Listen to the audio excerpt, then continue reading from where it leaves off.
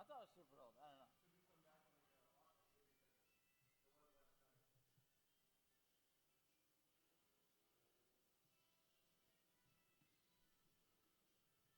Swap over, check audio. You ready? Oh, that's not bad. Okay. 1, 2, 1, 2, test. Check 1, 2. I will tell you that we have walked the room with that lob. Okay, so I can be everywhere. If you decide to go for a walk, we can. Good.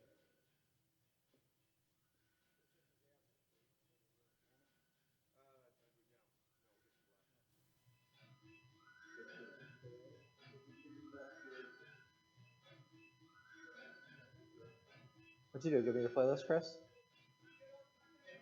Is this your playlist? Yeah, it's the liquid energy right there, I guess. What was I doing? I was doing something. Oh, I want to switch my time zone. So I don't feel like I'm an hour late every single time.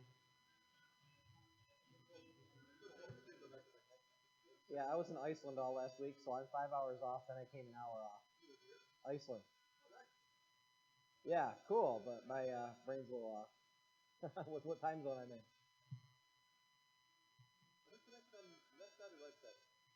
I didn't plug it in yet. Want to plug it in? Yeah.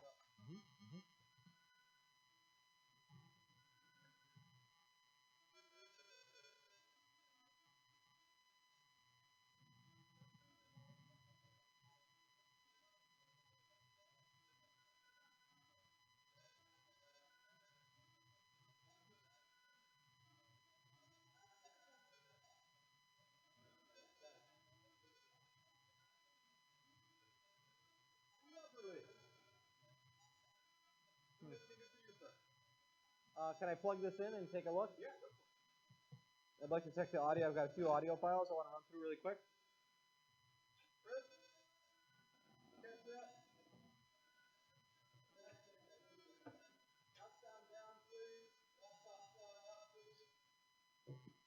All right, so the laptop sound is up. Nice.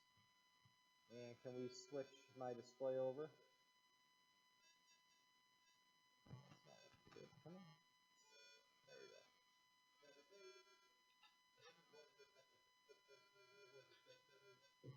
I'm aware there's a sketch shutter. I heard that. I heard great things. Okay. Okay. Cool. Whatever you want.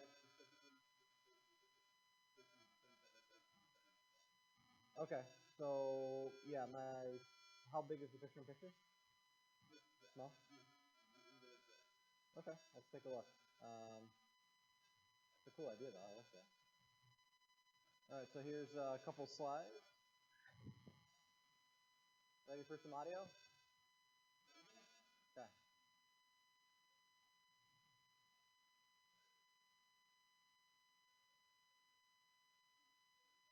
That's really nice. That's good. Sure.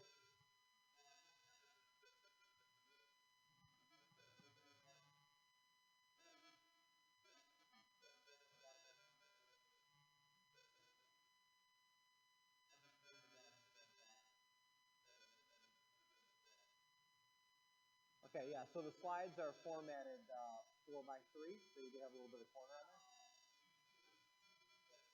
Which is perfect. Okay, that's good.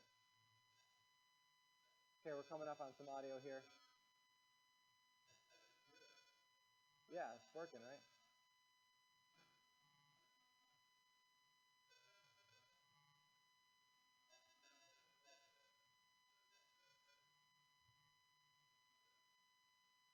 All right, audio number 1.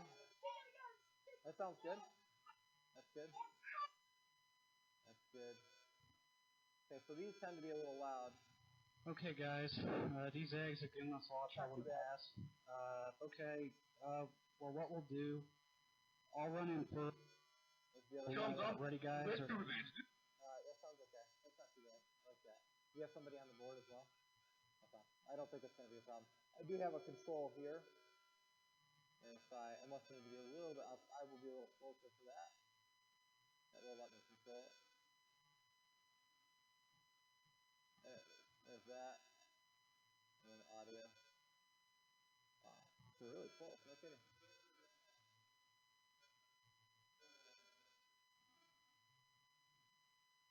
Okay, and I have a couple other short video, very short ones here.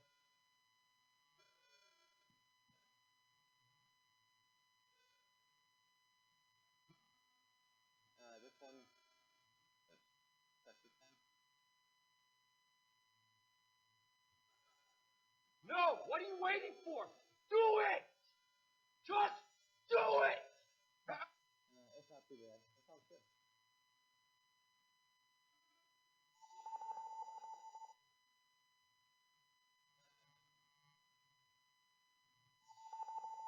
That sounds good. And then Pete the cat. Pete the cat was walking down the street in his brand new white shoes. I assumed it spiked a little bit in audio. Yeah, just that one seems to spike. I haven't had that before. Maybe I adjusted something incorrectly. Oh, Pete the... Okay. Oh, no. Do you want me to make a change on my end for that, or are you okay? Okay. I think I adjusted that slide, and the slide sounds like that. Yeah, just a little bit.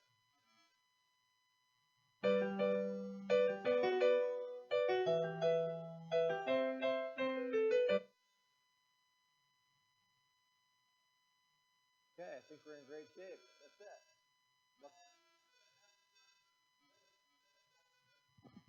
Yeah. Yeah, just one song. We are YouTube channel.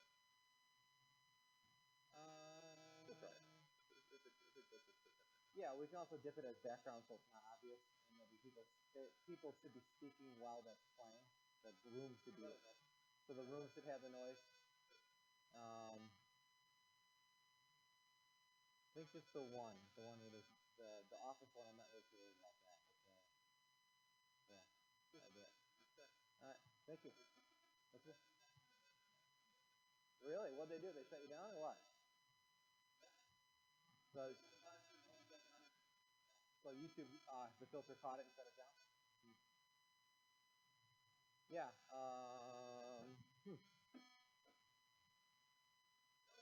Okay.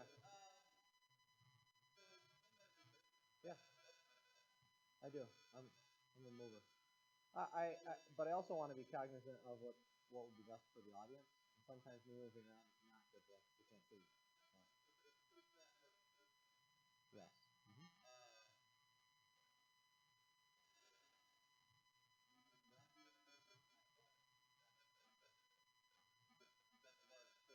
Yeah. Yeah, not really. No. No. Yep.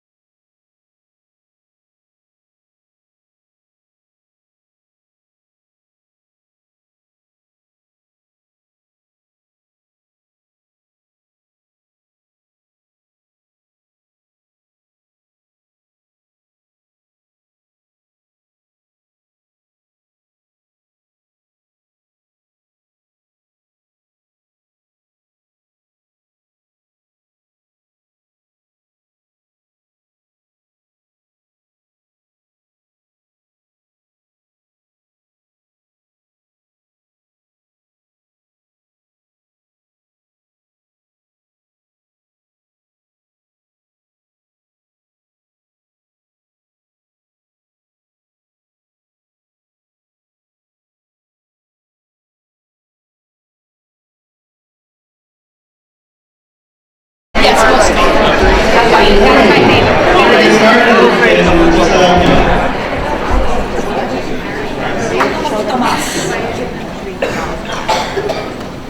Welcome. My name is Tim McElwain. I'm the director of the Learning Technology Center, and I have the pleasure of also being one of the co-chairs for this amazing conference. And I'm going to first welcome all of you guys to the conference. It's going to be a fantastic day. And I also want to thank the Pekin Community High School concert choir who is outside. Can we give a big round of applause?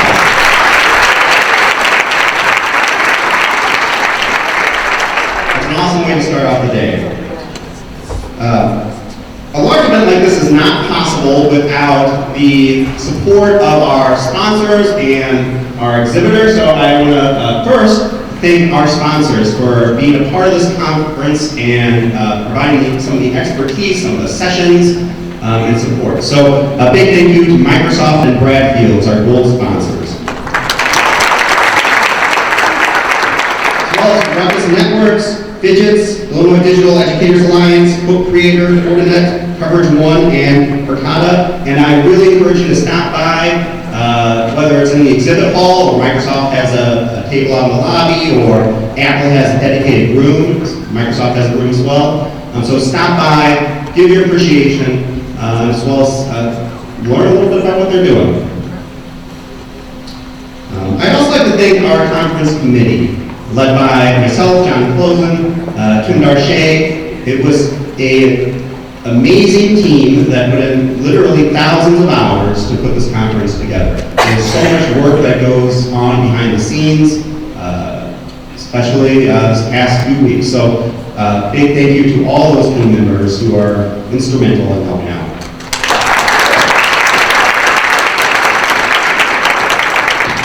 As we kick off this event, just a few housekeeping items. Wi-Fi is IETC 19, it's open in case you haven't figured it out yet. Download Sketch, our schedule app. You can also access it on the website. As well, that will give you details on the sessions, which session strands, where they are located, using all that good information that you need. Instructions on how to obtain PD hours are in the program book that you picked up. It's also available on Sketch, on our website. You receive emails about it. If you have any questions about PD hours, you can stop by the front desk. But you do have to complete a Google form by the end of the day that you attended. So, for example, if you're here today, make sure you complete a form by midnight tonight in order to get those PD hours. You'll have to do it again tomorrow if you come tomorrow. So there is a hard cutoff date, or hard cutoff time. When you checked in this morning, you received a raffle ticket, or checked in yesterday, a raffle ticket with your name badge. That raffle ticket is good to put in a basket to win a prize. We have 4 different times we're giving out prizes. 2 today, 2 tomorrow during the dedicated exhibit halls. Prizes include things from VR headsets to laptops. So definitely worth spending some time, dropping those tickets in the baskets. You have to be present to win, present at the conference at least, to win. And if you're interested in getting more raffle tickets, you can play the Ludo.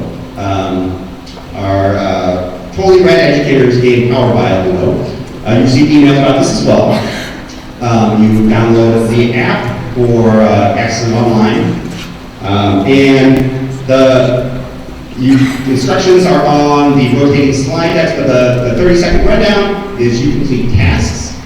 By completing tasks, you eventually complete a mission. For each mission you complete, you get another ticket that you put in the raffle.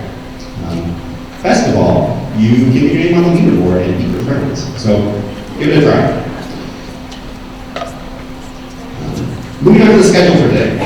If this is not your first time at IETC, we have a lot of new things going on.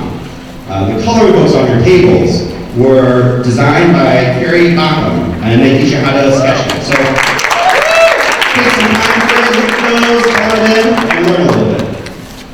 We have a make-and-take station in the exhibit hall where you actually walk away with things that you're going to make with some coaches. IETC Interactive is downstairs in the lobby. You can do some hands-on learning at that, in that area. Throughout the day, we're going to have hosts of the I'll Jump First podcast down on the first floor as well. They're going to be interviewing attendees and presenters. And if you're interested in being interviewed, you can sign up. Instructions on how to do that were sent out via email. And tomorrow we have the host of the Learning Through Leading podcast as well. We're going to be joining us for our coffee EDU at 7 o'clock in the morning, as well as throughout the day, and there will be coffee tests too. So it's an awesome way of highlighting what you're doing in your schools. Today there are dedicated exhibit hall times, 10:45 to 11:15, and 2:35 to 3, and once again tomorrow. During those times, we invite you to go down to the exhibit hall and talk with some of our amazing exhibitors and sponsors. We have a boxed lunch today. It's going to be out in the hallway. Some of those tables you might have noticed. That's going on for about 2 hours. So you can stop by, grab a lunch, and sit in here or go continue doing some sessions. And then later tonight, after you've had an exhausting day learning and engaging and networking, you can join us at IETC, our evening reception, which is also going to be right outside the ballroom. Here. It starts at 5 to 6:30, and we'll have food, drinks, and games. Trade tickets are available at our IETCQ sponsors, TRA and VirtueCom, and they have, you pick them up downstairs in the exhibit hall. For some free tickets. So we're going to have an amazing day. We are incredibly thrilled. I'm speaking on behalf of the conference committee, and we're thankful that you're here joining us today. Without further ado, I'm thrilled to introduce Dr. Micah Shippey. Micah is a middle school social studies teacher, technology trainer, and recent author.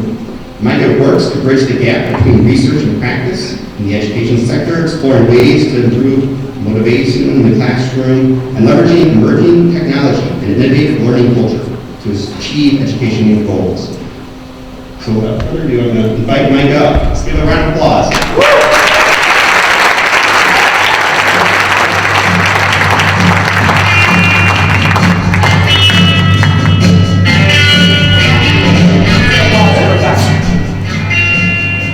It's my jam. Nobody really going to walk up some?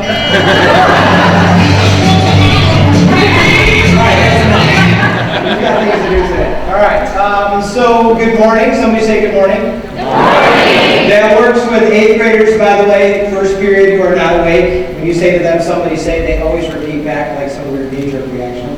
They ask me every morning, why do I say that? I'm like, so I'm trying to teach you to greet me. And they're like, well, how long are you going to keep doing it? I said, well, Pavlov did it with his dog like for an hour. We're in 10 weeks in and you still can't do it. So that's a different story.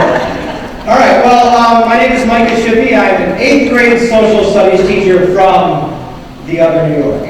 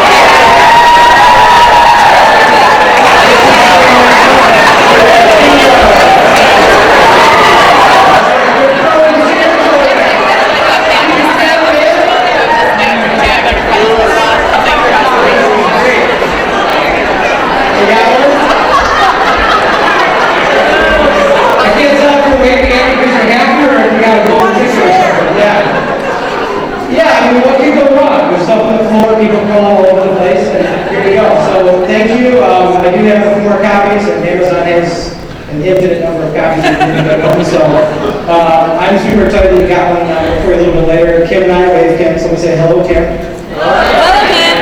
See what that someone say it works, right?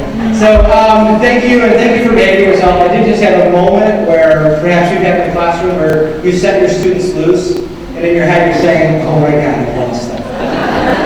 They're never coming back. Any dreams about that type of scenario? All right, so thank you for coming back.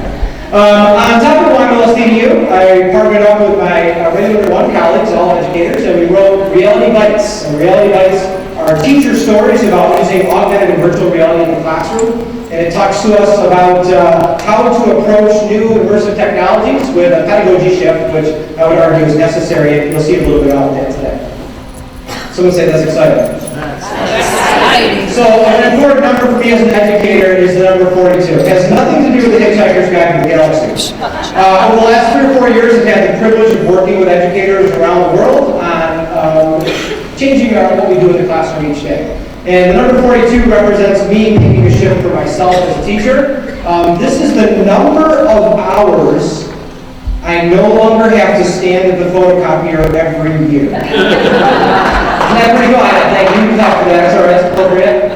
2 people, great. All right, so the number 42 is, again, 42 hours of hitting start and watching paper come out of the machine. Highly trained professional, right? I get to watch paper come out of the machine. So being a paperless teacher does have its perks. You know, time is something we never feel we have enough of, and maybe that number 42 can be inspiring. Traveling and journeying is my metaphor for my talk to you this morning and in my book, and about loving that journey. I have this picture at home on my wall. My wife and I put kids up, and we talk to our children about some of our travel experiences, hoping to inspire that love of other and love of places around the planet, and understanding that things are different in different places. We had some pretty cool conversations with a big map at home on the kitchen table. My first time on a plane, I was 21 years old and flew to London for a study abroad program. Any study abroad people there? All right, 2. Two's our number this morning. All right, good. So study abroad was an awesome program. It was a way for me to see, again, different places on the planet, but I think it was my worst semester of college as well, because I was there to travel, and I also had to do courses with that. It's a little different. Being a young 21-year-old American, I didn't really take context very seriously. Imagine that. I found myself taking the Eurail, traveling around Europe, hitting places like Italy. In 1999, you can do the math, I'm getting old. In Italy, they were protesting things that represented America. For my younger colleagues, Blockbuster was a thing. I think they're still in Oregon or Washington State just tweeting. It's the saddest Twitter account. Every day they tweet, no one came to the store today. But in this context, I didn't really appreciate what was happening. There was protesting against things that were American because of American military involvement in the AGNC, and I didn't take what was happening in a serious way. So I'm about to proclaim my own ignorance to you live. Are you ready? Yankees are on 1 more. All right, so, graffiti, let's take a picture. Yeah, so hopefully this is an example of some of the things that we've all gone through, and some life changes, and recognizing errors in our life, and perhaps making some changes. One of the changes I made in my journey as physical journeys was to recognize that if I wanted to be treated in a different way by an audience, then I had to modify my backpack. So as I'm going through Europe, just a few small changes and everybody liked me. The backpack's an important metaphor for us today. It represents skills that we take with us. My backpack has shifted. For 16 years, I was a ski instructor. I ran a ski school for 3 years downhill skiing. But the older I get, my heli-ski backpack shifts pretty dramatically. My skill set changes, right? Anybody else, strollers, heli-ski backpacks? Oh, one guy, this is great, good, thank you. All right, so one thing I want you to think about this morning is why you became involved in education. So this is a really important question. So why? What's your why? Why are you doing this? Do you have friends who think you're nuts? Like you spend all day with 13-year-olds? Are you serious? The most awkward, smelliest age there is? Yeah, it's kind of wild. We're going to come back to that a little bit later on. But right now, let's take a look at who we got in the room. I'd like to know how long you've been teaching. So it's going to be a little bit more participation, a little bit more organized than our Black Friday example earlier. Are you ready? All right. If you've been teaching over 30 years, can you stand up, please? We're in education. Over 30 years.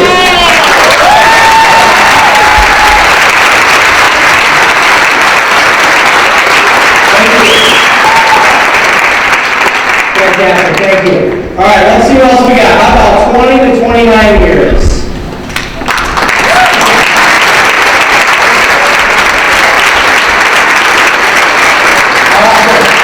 I'm making a bell curve in the head right now. All right, good. All right.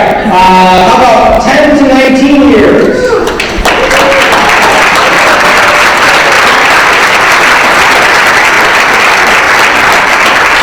Very good. Don't you wish your students clap for you every day? Oh, they're here today. How about, let's go 2 to 9 years. 2 to 9 years.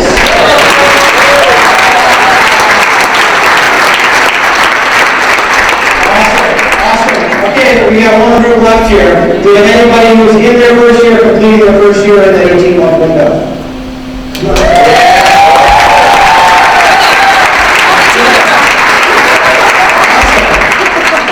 That was the guy who was from Good. So, you may have noticed that for people in the room, when the newer teachers come in, we applaud a little bit more, and we giggle a little bit. It's partly because we're grateful for you being part of our beloved profession, but we're also remembering how many times you screwed up our first year. Right? Anybody else? Yeah, wow, it was rough. But let's keep rolling. We want to get into that right now, don't we? All right, so it's nurturing the successful journey. We have many of you who have served over 30 years in education. A huge chunk in that 10 to 29-year window as well. It's a lot of people in the room who are still excited about education. You're taking time to learn more and grow yourself. So what's wrong with you?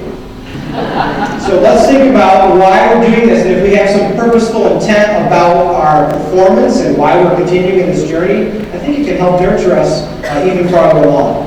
There's a field of study called human performance technologists, kind of a nerdy group. Here's my dog Liberty, somebody say aw. Aww. So Liberty represents human performance technologists. They tell us that there are 4 attributes to success, to human success. So if we're going to be successful at something, we have to have positive knowledge growth, we have to have positive skill growth, we have to have a positive outlook on our environment, and we've got to just be plain positive in our motivation. And if those 4 things are plus, plus, plus, we're going to have a successful teacher journey. So I'll frame what I'm speaking with you about today using these. As you start to remove them, you start to see some of the holes and gaps that I think many of us can identify with. If we perhaps move and take away our knowledge, we get anxiety. So 18 months ago, 13 months ago, but who's counting? My principal told me that I would be teaching 8th grade. Anyone ever been voluntold? Yeah. After 18 years of being pretty darn good at 7th grade, I got voluntold I'd be teaching 8th grade. So that's been a little bit of a hard time, a little bit of anxiety about content to take my job seriously, right? So anxiety comes with a lack of knowledge. With a lack of skills, when we remove skills, we get frustrated. Have you worked with colleagues that are trying something new, and if it doesn't work right away, well, you don't want to do it anymore? Right, some perseverance is very relevant. If we do not have a positive outlook at our environment, we feel trapped by the 4 walls in which we are assigned. We start to feel trapped about it, feel trapped like there's no way out. Finally, if we don't have positive motivation, if we're not remembering why we became a teacher to begin with, which we'll revisit, that's when apathy sets in, and that's a dangerous thing. Each of the 4, I think, are very important to address in our careers, and very important to pay attention to. And so we'll talk a little bit about that. So first, knowledge.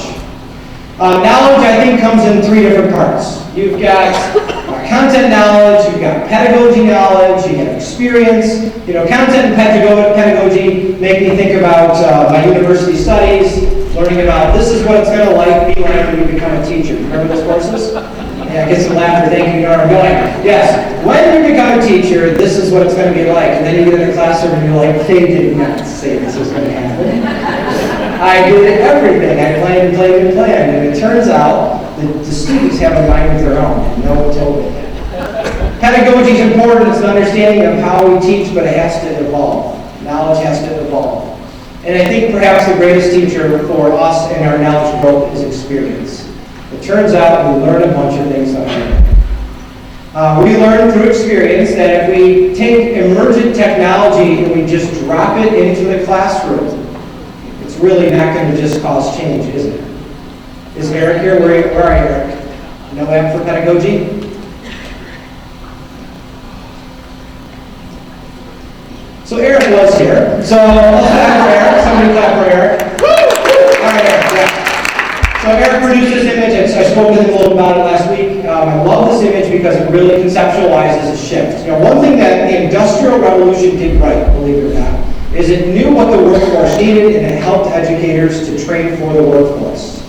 I know that seems kind of sterile, but if you think about today's world, are we training for the workforce? Simply dropping emerging technology into the room is not doing that.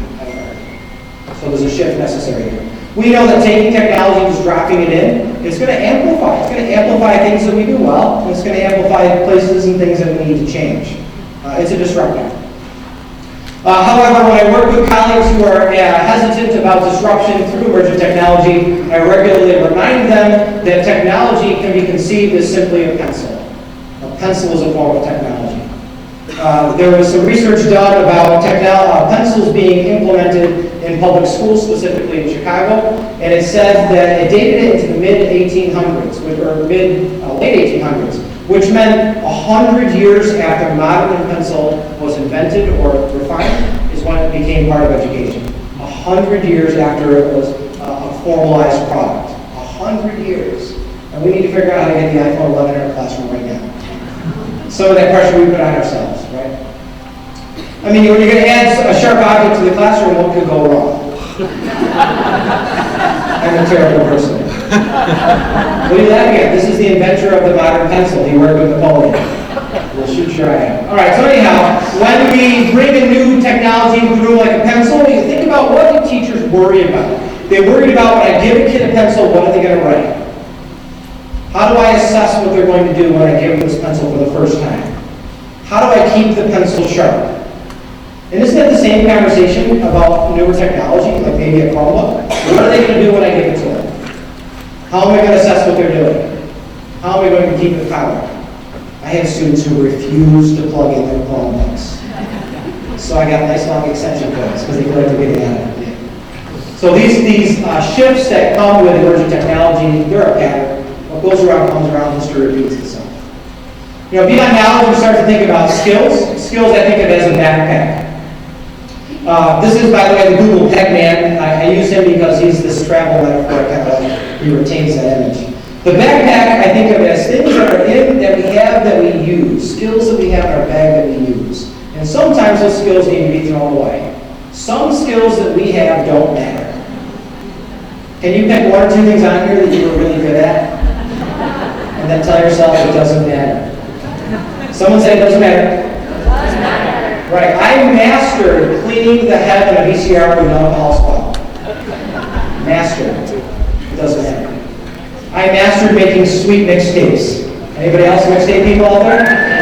Yeah, I'm feeling it. Yeah, I think Gary had it on page 2 or 3 there. You can design your own cover.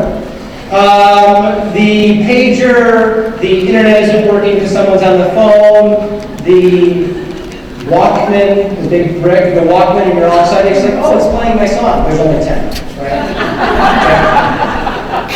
Having this technology, mastering technology, we can take this and just almost throw it away a lot. It doesn't matter. We have to keep refining. I have in my classroom that I moved a couple of times a box of VCR tapes, which I love. I don't have a VCR. Anybody else out there like me? 40, look at that, all VCR tapes. All right, well, some of our skills still matter. Some matter. So think about the mixtape, for example. You would spend hours and hours and hours listening to the radio, hitting record when the perfect song came on. You'd get mad when the disc jockey would start running his mouth and you're trying to play the song. You're like, seriously, dude, I've been waiting 8 hours for this one song. Well, crafting the songs with a playlist, that's relevant. It's still a relevant skill, coming up with the right songs. But it's more efficient when you shift to digital technology. And any Napster people out there, don't raise your hand. You know what I'm talking about, right? Anybody still have those files that you're probably rid of? I got one in the back. Thank you, Chris. All right. So here we've got a digital shift. But now, with some of the cloud-based platforms, we can make sweet music together and collaborate.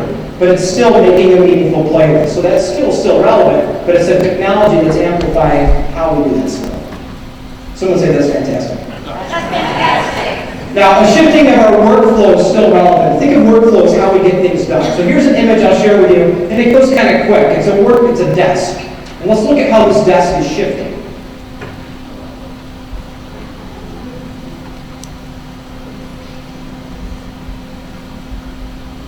Somebody say, well, this video is 3 years old, came out of Stanford. I would say now you can take everything off that laptop and put it right into the phone.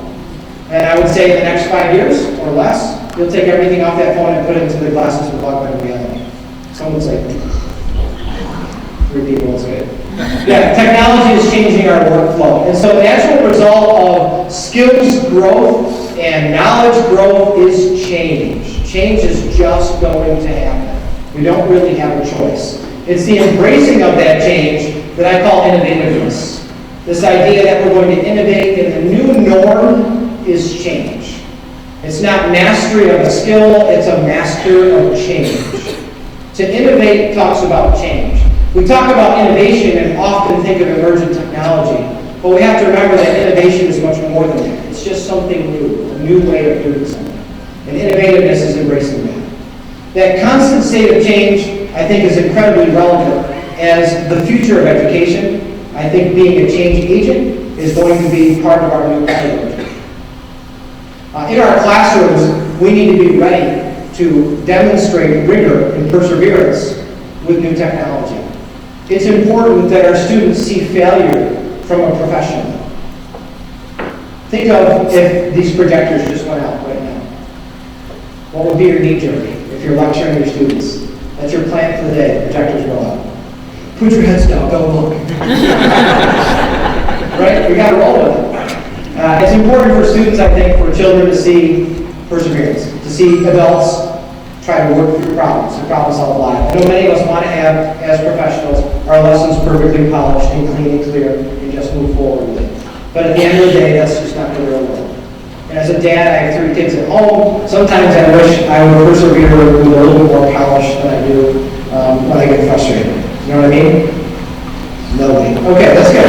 So as a professional, embrace the change, embrace the failure. Sometimes I'll start a class and say, we're going to try something new today. And by the end of the year, they start growing because they know it's a 50-50 shot. It's going to work, right? Innovativeness knows no age. I had a colleague a few years ago who was about to retire in 6 months. She was a dear friend, and she came to me and said, Micah, I want to use Google Classroom. I said, Teresa, you've got 6 months to go for your retirement. You really want to do this. She said, it's good for the students. I think it's going to help you stay organized. Will you help me do it? And of course, yes, I'll help her do it. That's the kind of thing we need to remember, that the innovativeness and the people embracing change, it doesn't have anything to do with our age. It's a mindset. It's a frame of thinking. If we continue to do the exact same thing, the exact same way, even with the best intentions, we have to question whether or not we're going to get better results. Does that make sense? Yes. I think change is best framed around gaming. So think about this. Does this guy cause you to laugh and be angry at the same time? Yeah, the exact same time, right? So for the 3 of you who don't know, this is the duck hunt dog, and he's laughing at you because you failed. And his laughter causes us to be a little annoyed, but also it reminds us of the joy of gameplay. And the joy of gameplay came with failure. I just learned this summer that apparently Duck Hunt was a 2-player game. Anybody? Great, right? You can, the second player can control the ducks. I'm like, what? All this time I had to sit there and watch my friend play. Embracing gameplay is important. Let me show you a clip here. This is my daughter, Rebecca. She's got a lot of energy like her parents, so we got her an Xbox Connect a few years ago. And we said, here, play soccer with a tiger. So let's watch.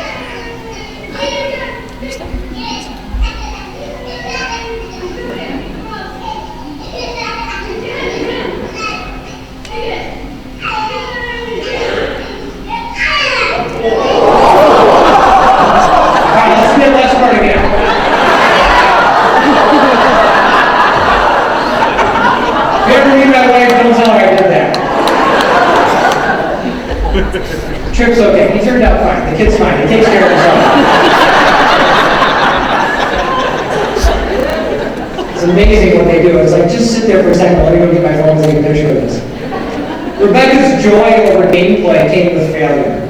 We found because of her size, being a little person playing a game, and it's reading her body, Xbox Connect to read her body, we had to figure out how to set up the room. We'd get a little throw rug. She'd stand on it and be the correct distance from the television for it to work. All little failures that we had to work through, and it didn't, as you can see, prevent her from having a good time and from embracing that. And that's an important thing. I think gameplay can teach us that. But now back to Trip. Trip's a smart kid. I showed you this picture of Trip, playing an iPhone. I know many of us, when we got our iPhones, we were excited about the new technology, yet we didn't want to admit how long it took us to swipe to open the original phone. Remember that? Even though there was an arrow showing you directions and telling you what to do, we still, yeah. Well, and then little kids get on it and they jump right in. Now, I use this picture with Gil. As a dad, I'm not nuts about this picture. This isn't getting me excited, this picture of my son. This isn't like a proud dad photo, like, look at my son in public reading a phone instead of talking to the people. Can I get a witness? Yeah, this is tough, because my past is how I'm framing this, how I perceive this, not his future. My wife, to her credit, kind of mandates that we do a sustained silent reading each night with our kids. We sit on the couch. My daughter might be reading on her phone. I might be reading a book. My son might be reading on a coloring book, which he has upside down, so he's not paying attention to what he's supposed to be. But you get the idea. There's all different mediums for reading and learning. And we look at this picture and think, what's wrong with this kid? Where's his parents? Got the idea? But this idea of media being a barrier between people is not new. It's not new. It's okay to clap for that. I got one clap. We need to teach socializing. We need to teach conversing. We need to teach soft skills. But we also need to understand that their world, their future is different than our past. Does that make sense? A little bit about their future as well, kind of back to that gameplay metaphor. The collaboration in the workplace experiences that students will have is going to be very different. In our classrooms, a lot of times, I'll speak for my classroom, I like to do synchronous groups. Period one, I'm going to group up this group, and we're going to try something. And let's see how it goes. Something I've been experimenting with, I just finished one 2 weeks ago, and I did one last spring, was asynchronous groups, where students from different class periods are on one team. And one of the class periods is the project managers who assigns tasks to the other students. And they never saw each other face to face. And it was pretty cool. Was it a risk? Yep. Could it fail? Yes. So obviously as a professional, I'm protecting my students from, grade consequences of failure. That's not what it's about. It's about the journey, about the process. Their ability to collaborate in different geographic spaces is significant. Here's a clip. Let's watch this. You'll love it. Okay, guys. These eggs again is much more than the past. Well, what we'll do, I'll run you first, gather all the eggs, and kind of just, pass them all down, play a week. I will use a 10-minute shout to kind of scatter them, so I don't have to fight a whole bunch of them at once. When my shout's done, I'll need Anthony to come in and drop his shout too, so we can keep them scattered and not have to fight too many. When his is done, that's of course need to run in and do the same thing. We're going to divine intervention on our mages, so they can AE, so we can of course get them down fast, because we're bringing all these guys, we'll be in trouble and we'll take them down quick. I think it's a pretty good plan. We should pull off this time. What do you think of it? Can you give me a number crunch real quick? Yeah, give me a sec. I'm coming up with 32.33 repeating force percentage of survival. Somewhat better than we usually do. Now, I understand about 10% of what these people are saying. I understand intimidating shout. That was my classroom management tool for the first 2 years. I don't know what AE is or any, I don't have any idea. But what I do know is that they're collaborating. They have a plan. They're standing around in a circle, but they're not really standing around in a circle. They're not connected geographically. And can you imagine saying to your administrator about a lesson coming up that you have a 32.33% chance of success? Crazy, right? A lot of thinking about their thinking, a lot of standing and coming up with a plan, but at the end of the day, we know that things change. Oh my God, I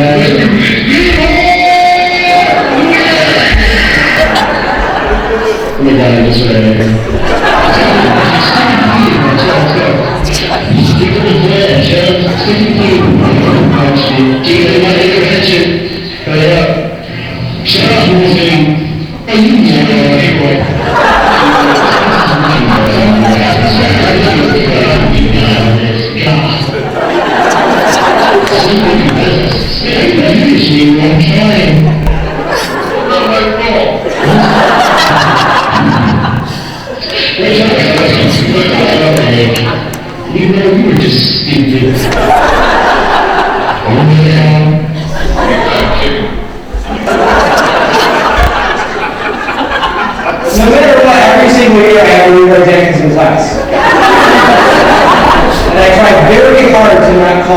Leroy. For that reason, I know I'm Googling it.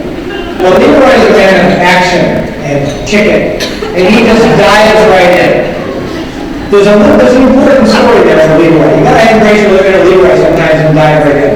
I have friends who are engineers at different levels. One is a mechanical engineer, and we used to ski together a great deal. And we get on the chairlift and we get the map out and we plan our route down the hill. And I just look at it and be like, gravity could take us down the hill. We have to plan fun every single time. It's that analysis paralysis that often prevents us from taking the lead and trying a new thing. And so sometimes embracing the inner Leroy is kind of important. We have a question that I think the early explorers that were traveling, the European explorers that were traveling west had, and is, will this work?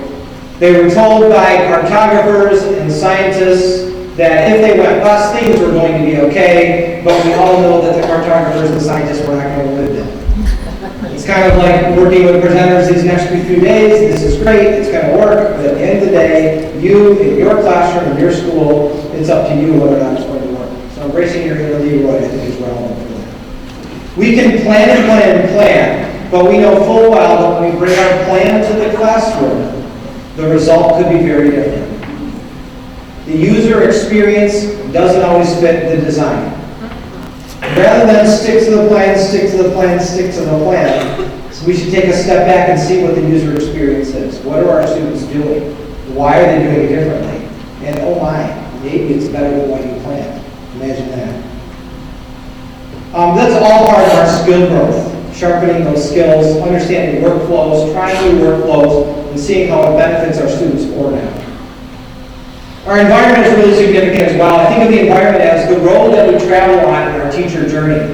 And as a history person, I can't help but think back to the Roman roads, which still exist in places outside of Rome, like the Appian Way. And these roads were built thousands of years ago, lasted because they dug down deep, they pulled out things that weren't working, they cleaned up the foundation, and then moved forward.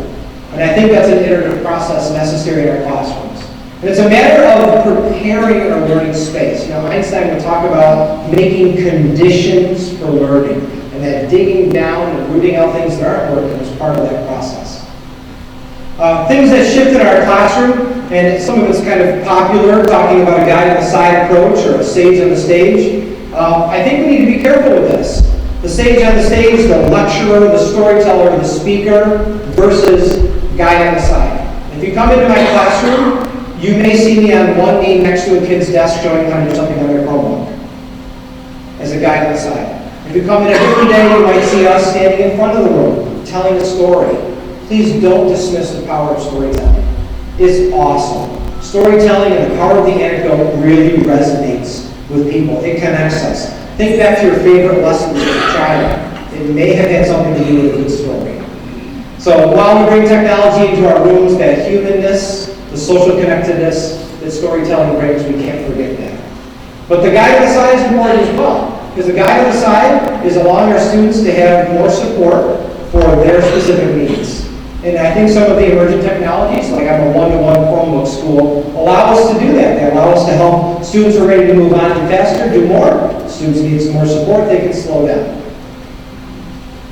I worked with some student teachers several years ago in Syracuse University and found that in sitting in the back of my room, looking forward, I had designed a really positive learning space. I had spent a lot of time designing for the instructor, not for the students. If you stood at the green chalkboard and looked back, that back wall was super stimulating. So I took my Konami code mentality. Any Konami code people out there? All right, 3 people, good. And hacked my classroom.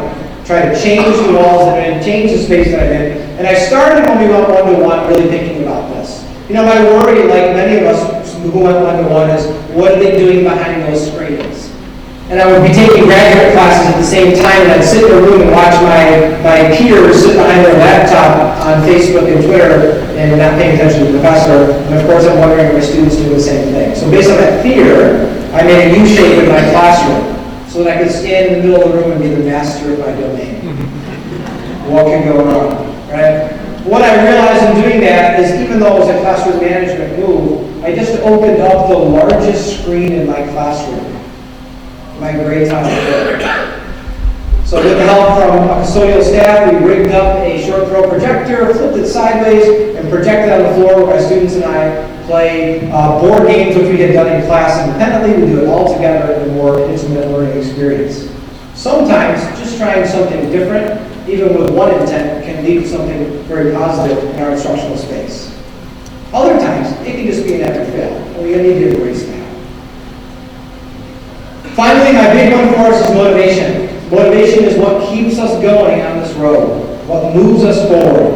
And motivation is a tricky one, because it's not always the easiest career. Think if you have ever, reflect on if you've ever thought of these things.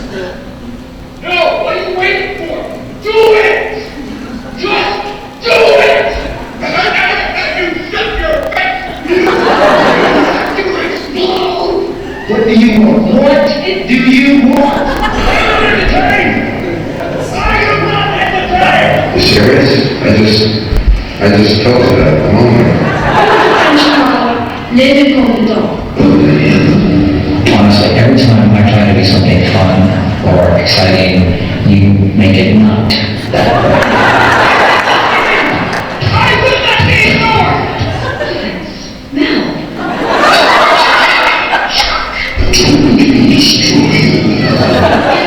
Nothing. You lose. You're such. No, I hate you.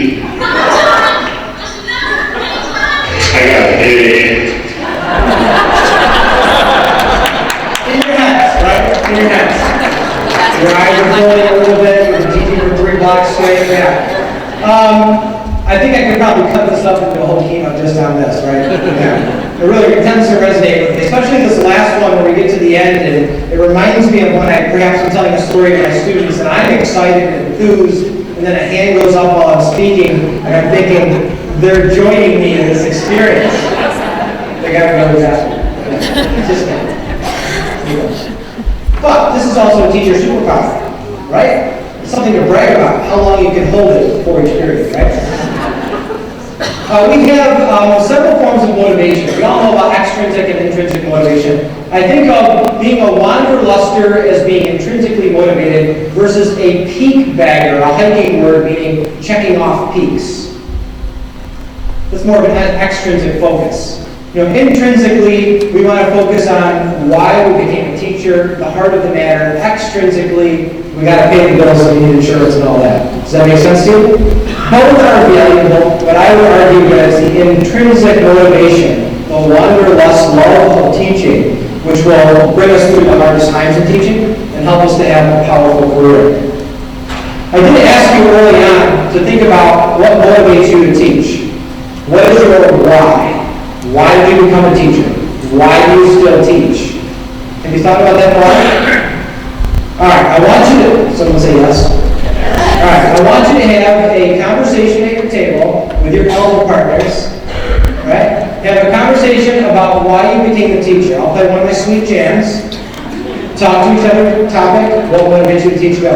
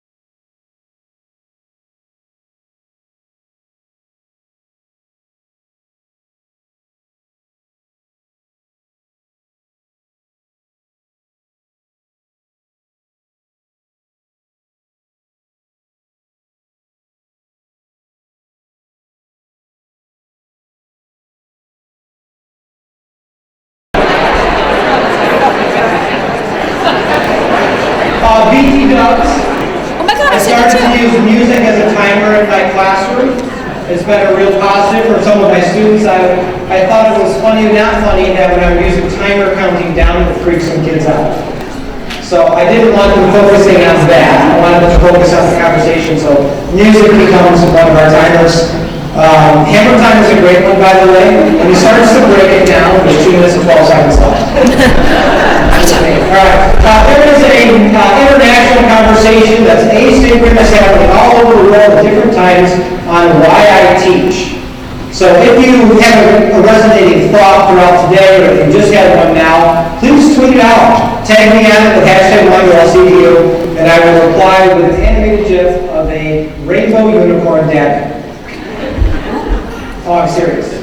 All right, anyhow, so why you teach, I think, is really, really relevant to remind yourself of. Why did you become a teacher? Why did you get involved in education? Imagine a faculty room conversation at lunchtime where you're asking your colleagues this.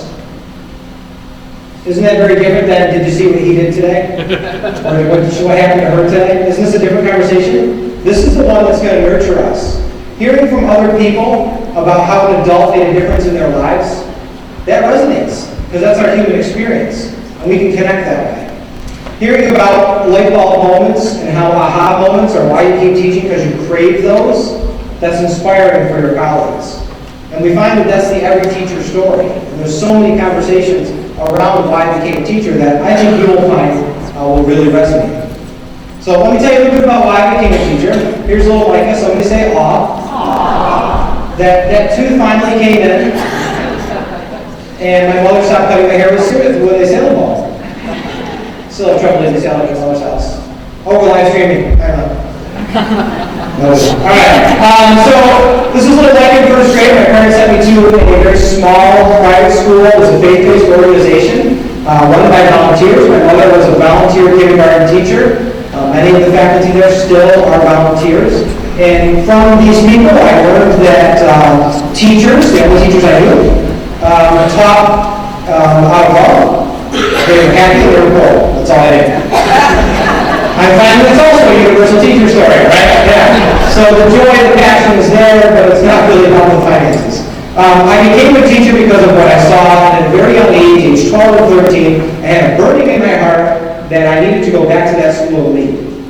So I started to go to university. I trained to be a social studies teacher with a temporary mentality that I'm going to do this for a while, learn the craft of teaching, and then return to the school to help others. Not all were certified teachers, and I wanted to be able to help them with some experience that I learned in both college and as a practitioner educator. So I moved on in life every year, treating every single year like it literally could be my last. I'm not romanticizing that. That's the truth of it. Like, this could be my last year teaching. This could be the last time I teach on the American Revolution. Might as well go all in. I got nothing to lose.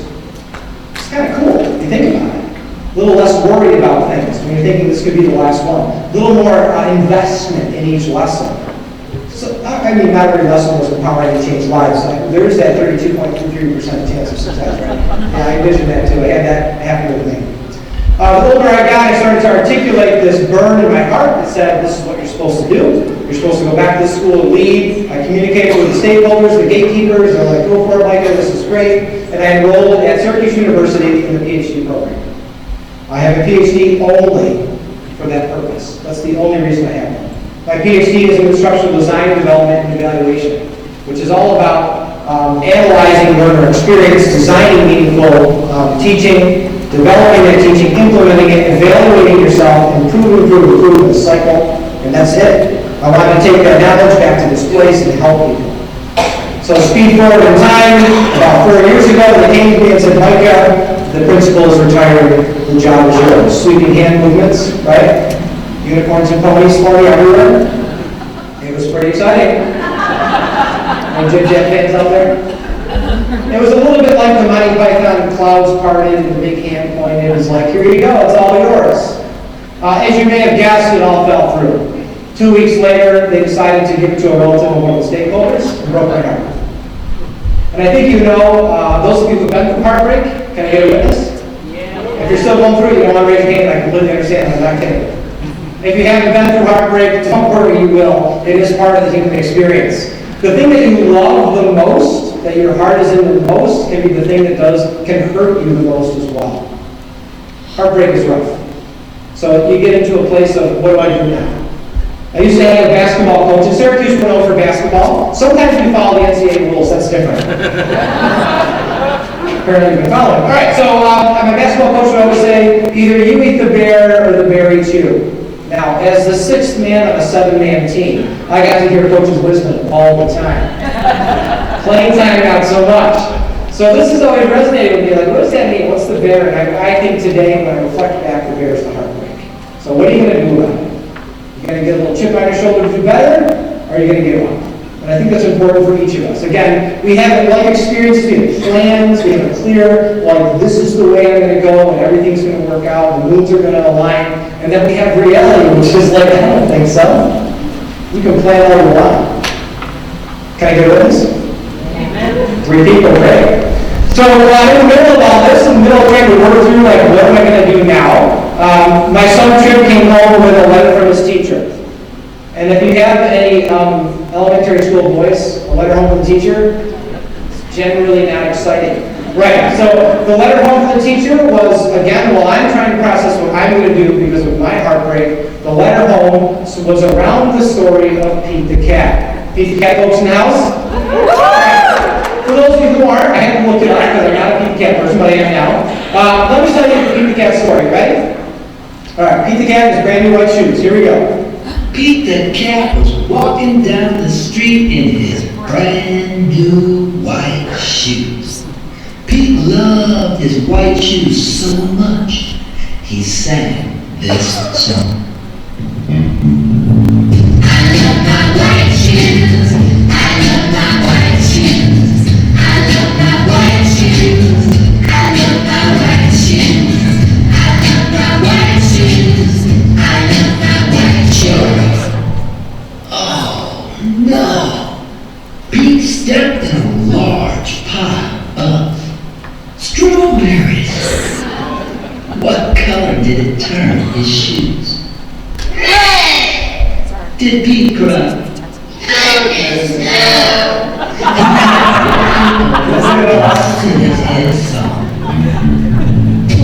Alright, so you got the idea. Pete steps in a blueberry patch, his shoes turn blue. Does Pete cry? Somebody say, goodness, no. Goodness, no! He keeps going. His great shoes, his love of his life are getting trashed in front of him. He steps in a huge pile of dirt. Does Pete cry? Goodness, no! Oh no! Pete stepped in a bucket of water. And all the brown, and all the blue, and all the red were washed away. What color were his shoes again? White! But now they were wet. Didn't Pete cry? Someone say goodness, no? Goodness, no! Right, so this is the story my son's being taught in school. And then I'm in the middle of stepping in, if you know what I mean. He comes home, the letter says, Trip had an interesting reflection on Pete the Cat. And the teacher wrote what my son said. And my son said, no matter what you step in, just keep walking and singing 1 Pete 1:10-15. What a good point. The Vacation Bible School is really paying off. The academic committee is so proud of him for citing his source, even if it's wrong. He's right. Just keep walking, just keep singing. That's a lot easier than it sounds, isn't it? The important thing here is that this change is going to happen. We can plan, but what do we do when everything doesn't seem to be going as planned? How do we roll with it, if you will? For me, it was a matter of really rediscovering what I was doing. I had to stop and think about, you know what? This might be permanent. I'm on year number 20 as a teacher. Same school, one school my whole career. I'm blessed, I love it. But it's not what I thought I'd be doing. And for me, I had to stop and think, well, it's cool to have lessons that are designed like this might be the last time, but that's not good for relationships. Relationships need to be curated over time. So I started to rediscover it, threw myself into my work. It is a coping mechanism for some of us, and started a broadcast team. So here's my broadcast team last year. We do a live morning broadcast each day. Live morning broadcast with 8th graders. What could go wrong? Fortunately, I worked with some patient colleagues. And it really was helpful for me to invest my time in this and focus more on students. Now, I had coached soccer and basketball for many years, and so I knew what it was like to have these relationships with families, but my everyday classroom, student in the classroom didn't have the same. So this shit was important for me. And by making a change for my own reason, it opened the door for another student to do more. And one of those students recently won an international film festival competition for her work, which started here with me in this little project. It's all her. But it was started because I wanted to change something. Here's something she created for our intro video for Warriors Live. This is my school, Liverpool.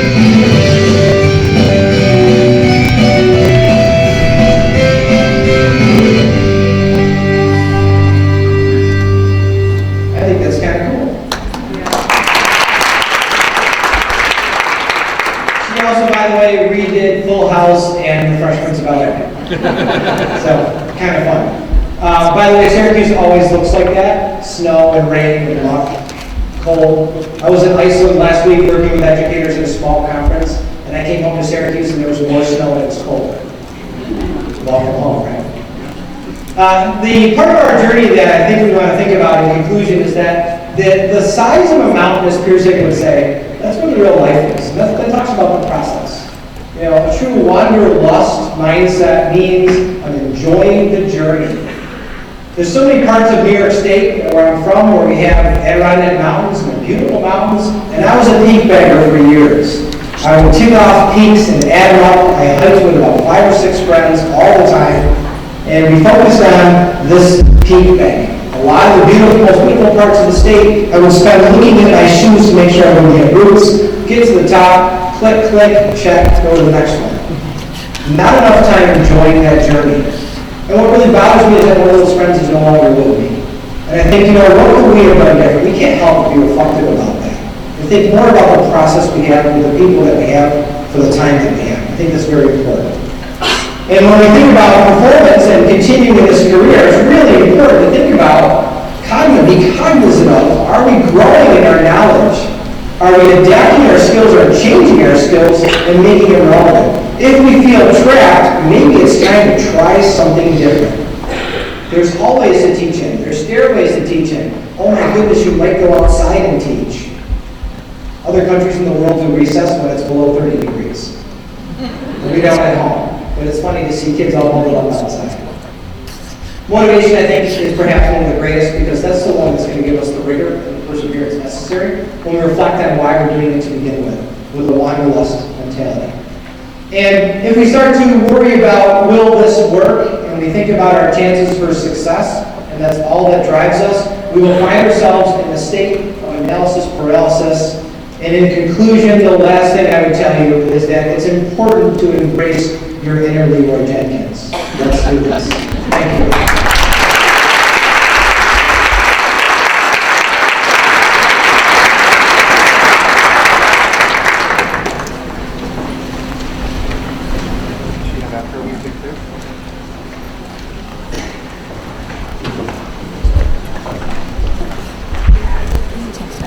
Thank you guys so much for being here with us this morning. And the first session of the day starts in about 15 minutes, so you have a little bit of time to wander to where you want to go. And we hope that you have a fantastic day.